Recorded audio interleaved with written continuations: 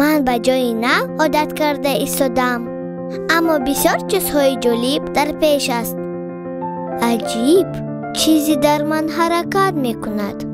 مادرم می گوید که چگونه دست و پایهای خرد دارم و واقعا اینها دستانی من می باشند. ما یکدیگر را بهتر درک کردن را آموختیم. وقتی من گریه می کنم، مادرم یا پدرم من را به آغوش می گیرند. من فوراً خود را آرام احساس می کنم و به من معقول است که مادرم مرا از پستانش شیر می دهد، با من صحبت می کند، سرود می سراید. مادرم چشمانی زیبا دارد، آنقدر محبت.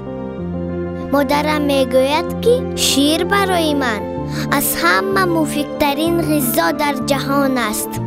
بوی خوش می کند و چقدر خوش‌طعم. مرا در آغوش مادرم خواب می برد. وقتی من خواب نیستم، برادر و خواهرم به من چیزی می آورند. آن را بازیچه می نامند. خیلی گوناگون، جالب. بعضیشان حتی صدا می دهند.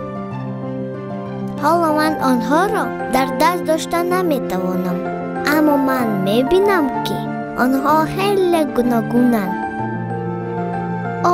چقدر این به من معقول است. وقتی بابای بیبیم با من هستند، چقدر مهربانی، چقدر مهر و محبت.